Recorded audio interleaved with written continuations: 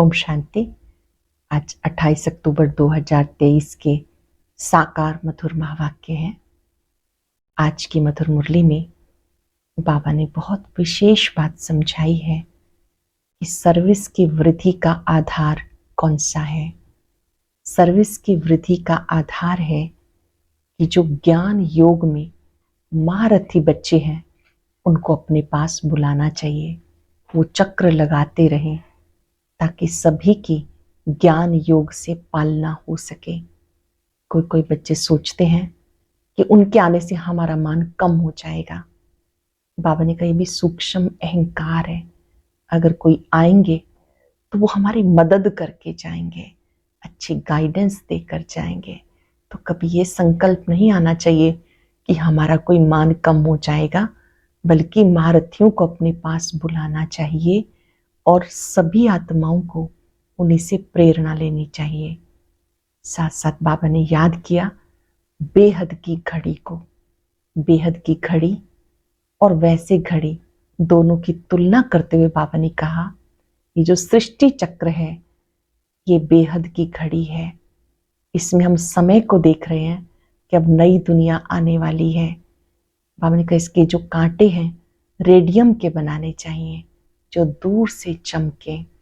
इसके द्वारा स्पष्ट होता है कि अब बेहद की रात पूरी हो, दिन आने वाला है और उस दिन में जाने के लिए हम तैयारी कर रहे हैं। याद दिलाया बाबा ने कि बच्चों को सर्विस का बहुत शौक होना चाहिए। सर्विसेबल बच्चे प्लान करते रहते हैं कि कौन कौन से चित्र और होने चाहिए। ये चित्र बहुत मदद करते हैं ज्ञान को समझाने में। बाबा ने कहा झाड़ का चित्र भी बहुत अच्छा है, श्री लक्ष्मी नारायण का चित्र भी बहुत अच्छा है। इन चित्रों को समझाने का बहुत शौक होना चाहिए। एक और बड़ी गुह्य बात बाबा ने पक्की कराई कि बच्चे इस संगम के समय पर बाबा की याद में रहना और दूसरों को भी याद दिलाना। याद में रहने वाले बच्चे बाबा के मददगार बच्चे हैं। ऐसे बच्चे ही याद में रहकर सेवा करते हैं, बाप का परिचय सबको देते हैं। सुनते हैं बाबा के मधुर बोल। बाबा ने कहा मीठे बच्चे बेहद की सर्विस के लिए तुम्हारी बुद्धि चलनी चाहिए। ऐसी बड़ी घड़ी बनाओ जिसके कांटों में रेडियम हो जो दूर से चमकता रहे। बेहद सर्विस के लिए तुम्हारी बुद्धि चलनी चाहिए। ऐसी बड़ी घड़ी बनाओ जिसके कांटों में रेडियम हो जो दूर से चमकता रहे। क्वेश्चन है सर्विस की वृद्धि के लिए कौन सी युक्ति रचनी चाहिए। सर्विस की वृद्धि के लिए कौन सी युक्ति रचनी चाहिए। जो महारथी होशियार बच्चे हैं उनको अपने पास बुलाना चाहिए। महारथी बच्चे चक्कर लगाते रहें तो सर्विस वृद्धि को पाती रहेगी। इसमें ऐसे नहीं समझना चाहिए कि हमारा मान कोई कम हो जाएगा। बच्चों को कभी भी देवाभिमान में नहीं आना चाहिए।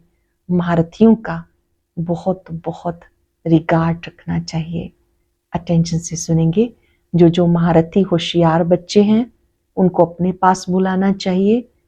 जैसे हम सबने देखा साकार में जब दादियां रही तो स्थान स्थान पर चक्कर लगाते रहे। अब भी हमारे समक्ष बड़े बड़े वरिष्ठ महारथी हैं जो तपस्वी हैं, जिनकी स्थिति अच्छी है, ज्ञान योग की गहराई है। बाबा ने को उनको अपने पास बुलाना चाहिए।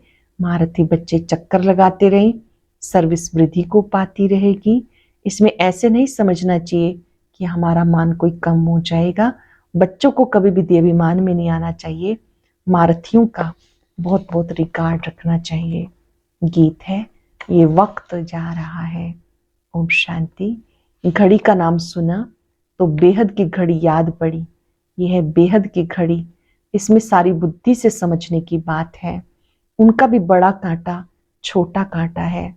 सेकंड का बड़ा कांटा चलता रहता है।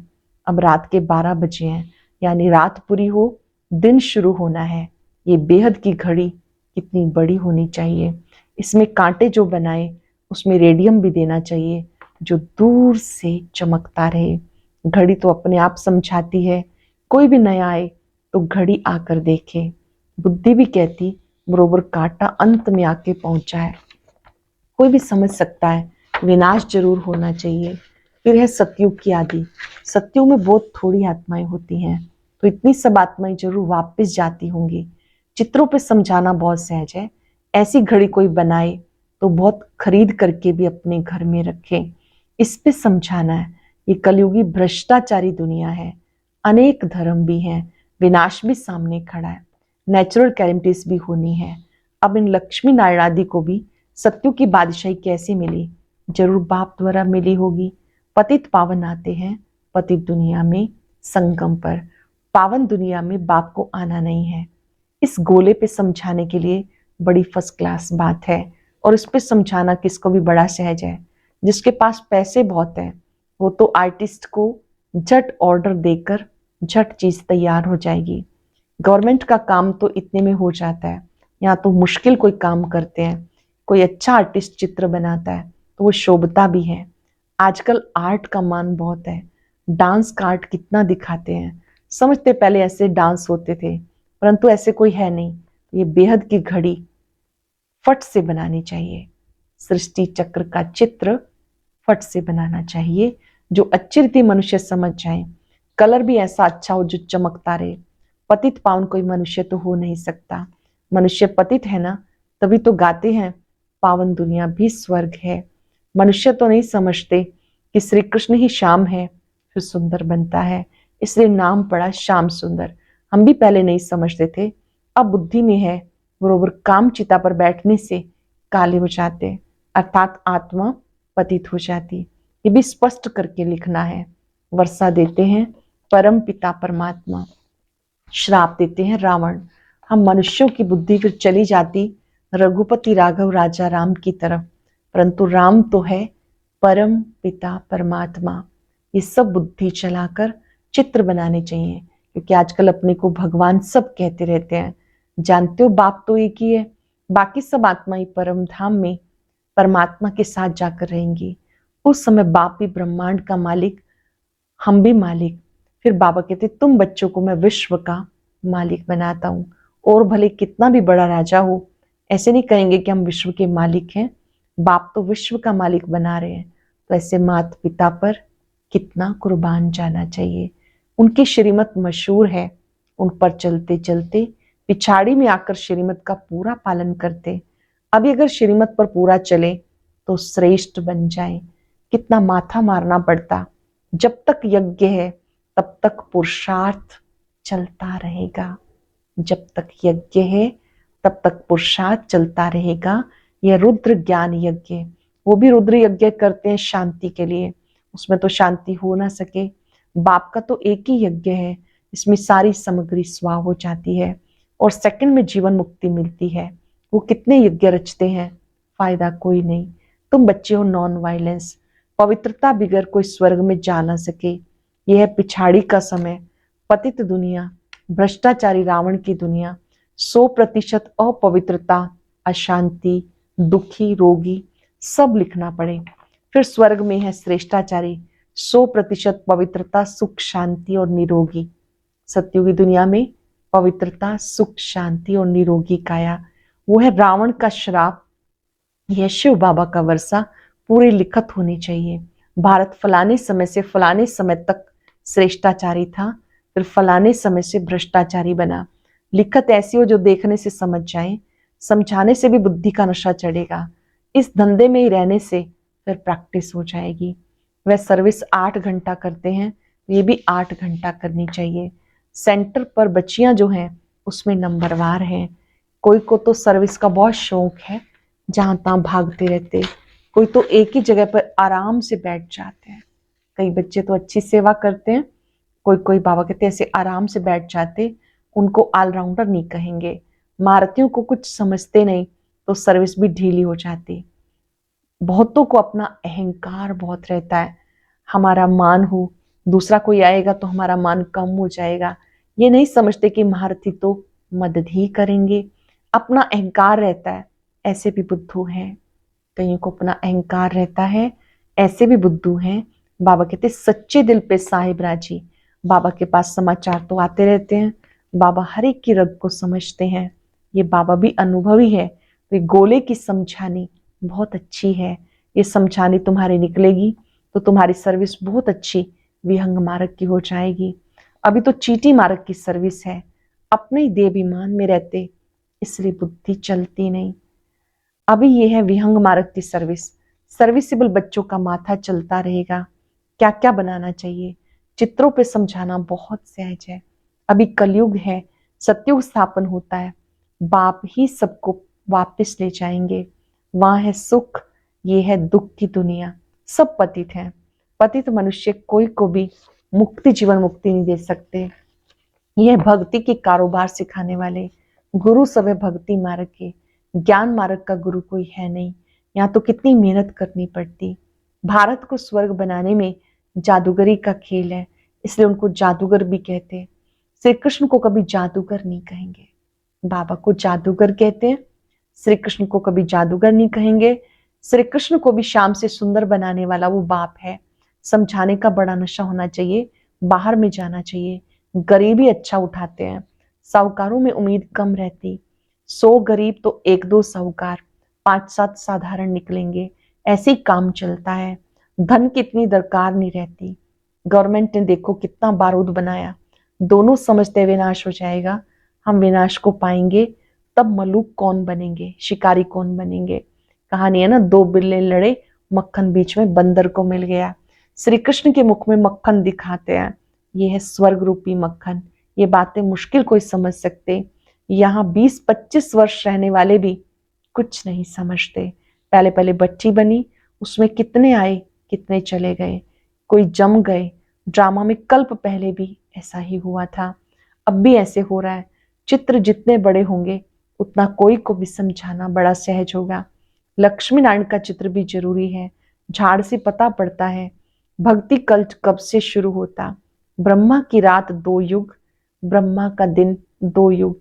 मनुष्य तो समझते नहीं, फिर कहेंगे ब्रह्मा तो सूक्ष्म वतन में है, परंतु प्रजापिता तो जरूर यहाँ ही होगा। कितने गुह्य राज हैं जो शास्त्रों में तो हो नहीं सकते। मनुष्यों ने सब उल्टे चित्र देखे, उल्टा ज्ञान सुना। ब्रह्मा को भी बहुत पूजाएं दी। ये जो भी शास्त्र आदि हैं, ये भक्ति की सामग्री है। ब्रह्मा जी अकेले नहीं, स्थापना के कार्य में बच्चे भी मददगार बनते हैं, ब्राह्मण भी मददगार बनते हैं, इसलिए वो भुजा के रूप में दिखाए जाते हैं। ये कब से शुरू होती है दुनिया नहीं जानती। भक्ति मार्ग कब से शुरू होता दुनिया नहीं जानती। मनुष्य भक्ति कितनी करते, समझते भक्ति बिगर भगवान मिल नहीं सकता, लेकिन जब पूरी दुर्गति हो तभी तो भगवान मिलेगा सदगति के लिए। ये हिसाब किताब तुम जानते हो। आधा कल्प से भक्ति शुरू होती। बाबा कहते हैं वेद उपनिषद यज्ञ तप आदि ये भक्ति मार्ग के हैं, सब खत्म हो जाने हैं, सबको काला बनना ही है, फिर गोरा बनाने के लिए बाबा को आना पड़े। बाबा कहते हैं मैं कल्प के संगम युग पर आता हूँ, ना कि युगे युगे। 5,000 वर्ष में एक बार बाबा आते हैं, ना कि युगे युगे। दिखाते कच्छ अवतार, मत्स्य अवतार, परशुराम अवतार, ये भगवान के अवतार है। फिर पत्थर भीतर में भगवान कैसे हो सकता। मनुष्य कितने बेसमझ हो गए, बाबा ने आकर कितना समझदार बनाया। महिमा भी करनी पड़े। परम पिता परमात्मा ज्ञान का सागर, पवित्रता का सागर है। श्री कृष्ण की महिमा हो नहीं सकती। श्री कृष्ण के भक्त फिर श्री कृष्ण के लिए कह देते कि वो सर्वव्यापक है, कितना चटक पड़ते। उनसे निकलकर फिर बाप का परिचय देते, सब आत्माएं भाई भाई हैं, सब फादर थोड़ा ही हो सकते हैं। आत्मा रूप में सब भाई भाई हैं, सब पिता थोड़े ही हो सकते हैं। फिर याद किसको किया जाता है, गॉड फादर को बच्चे याद करते हैं। समझाने वाला भी बेहद बुद्धि वाला चाहिए। बच्चों की बुद्धि हद में फंस पड़ती है, एक जगह ही बैठ जाते हैं। बिजनेसमैन जो होते घड़ी घड़ी ब्रांचेस खोलते हैं, जितना जो सेंटर खोले वो मैनेजर बहुत अच्छा, जितने सेंटर खोले तो मैनेजर बहुत अच्छा। फिर सेंटर पर भी मदार है। ये अविनाशी ज्ञान रत्नों की दुकान, किसकी, ज्ञान सागर की। पॉइंट्स तो बहुत हैं जो धारण करके समझानी है। सभा में चित्र रखे हो तो सब देखें। घड़ी का चित्र सृष्टि चक्र का बहुत अच्छा है। इस चक्र को जानने से चक्रवर्ती राजा बनेंगे। स्वदर्शन चक्रधारी बनना है। घड़ी पे समझाना बहुत सहज है। कितने पुराने बच्चे लायक ही नहीं बनते, अपने को मियाँ मिट्ठू समझ बैठते हैं, फालतू खुश होते रहते हैं। कई बच्चे अपनी प्रशंसा आप ही करते हैं, खुश होते रहते हैं, सर्विस नहीं करेंगे तो कौन समझेंगे कि ये दानी है। दान भी अशरफियों का करना चाहिए या पाई पैसे का। ये चित्र अंधों के आगे आईना है। आईने में जो भी देखते हैं स्पष्ट नजर आता है, जो है जैसे आईना सच बोलता है। तो ये जो चित्र है ये अंधों के आगे आईना है, इससे ज्ञान स्पष्ट समझ में आता है। आईने में अपना मुख देखेंगे। पहले बंदर की शक्ल थी, अब मंदिर की शक्ल बन रही है। ज्ञान के आईने में देखते हैं पहले कैसे थे और अब कैसे बन रहे हैं। मंदिर में रहने लायक बनने का पुरुषार्थ करना है। यह पतित दुनिया, वह पावन दुनिया जो शिव बाबा स्थापन कर रहे हैं। जो श्रीमत पर नहीं चलते उनकी बुद्धि में कभी धारणा नहीं हो सकती। जो श्रीमत पे नहीं चलते उनकी बुद्धि में कभी धारणा नहीं हो सकती। बाबा कहते प्रतिदिन तुम्हें गुह्य बातें बताता हूं तो जरूर ज्ञान की वृद्धि होती जाएगी। कोई कोई प्रश्न उठाते हैं, 8 बादशाही कैसे चलेंगी, इस हिसाब से इतनी बादशाही होनी चाहिए। बाबा कहते तुम लोग इन बातों में क्यों चाहते हो, पहले बाप और वर्षे को याद करो, वहां की जो रस्म होगी वो चलेगी। बच्चे जिस रीति से पैदा होते होंगे उसी रीति से होंगे। तुम क्यों इसमें जाते हो, विकार की बात मुख पे क्यों लाते हो। ये चित्र किसको सौगात में देना बहुत अच्छा है, ये गॉड फादरली गिफ्ट है। चित्र किसी को आप देते हैं तो ये ईश्वरीय सौगात है, प्रभु की ओर से सौगात है। ऐसी गॉड फादरली गिफ्ट कौन नहीं ले जाएंगे। आप देंगे तो वो जरूर स्वीकार करेंगे, ऐसा कौन होगा जो नहीं ले जाएगा। क्रिश्चियन लोग और किसका लिटरेचर आदि नहीं लेते, उनको अपने धर्म का नशा रहता। बाबा तो कहते देवता धर्म सबसे ऊंचा है। वो समझते हमें इन क्रिश्चियन से बहुत पैसे मिलते हैं, परंतु तो ज्ञान की बातें हैं। जो ज्ञान उठाते हैं वही बाप से वर्षा पाते हैं। जो ज्ञान उठाते वही बाप से वर्षा पाते हैं। अच्छा, मीठे मीठे सिक्के बच्चों प्रति माता पिता बाप दादा का याद प्यार गुड मॉर्निंग। रूहानी बाप की रूहानी बच्चों को नमस्ते। रूहानी बच्चों की रूहानी बाप दादा को याद प्यार नमस्ते, गुड मॉर्निंग, शुक्रिया बाबा, शुक्रिया। धारणा के लिए सार, विश्व का मालिक बनाने वाले माता पिता पर दिल से कुर्बान जाना है।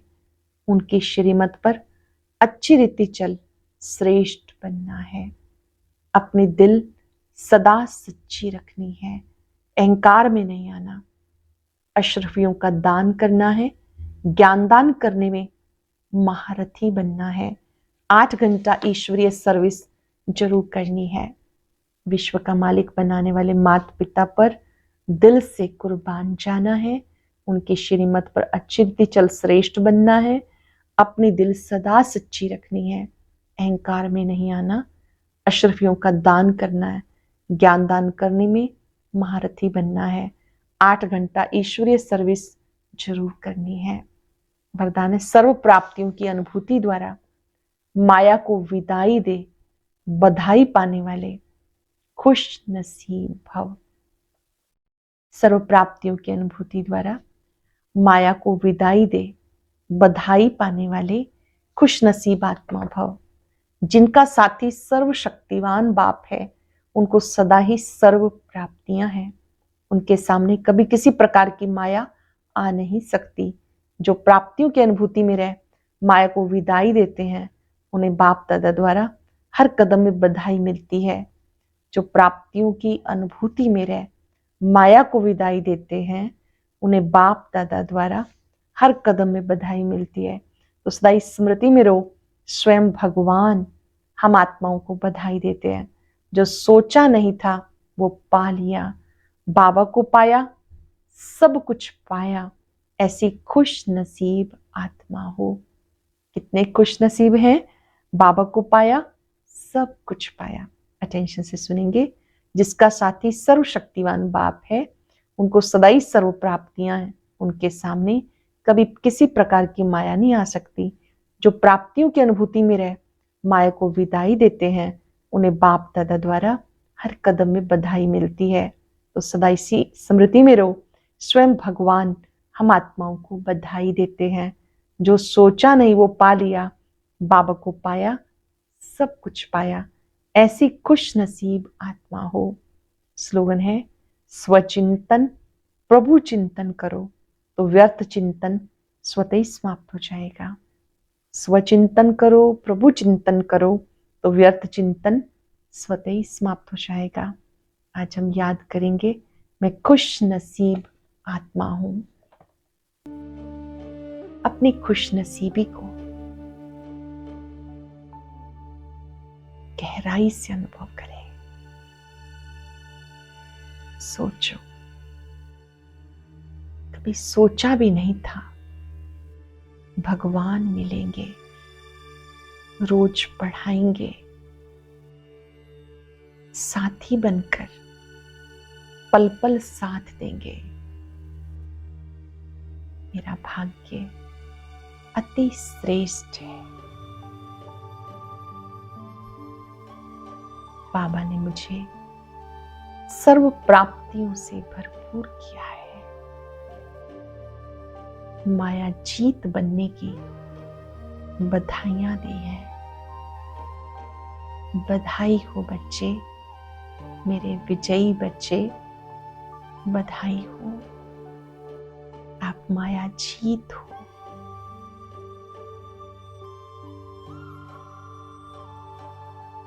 बाबा के स्वरूप पर एकाग्र होकर अपने में शक्ति भरे।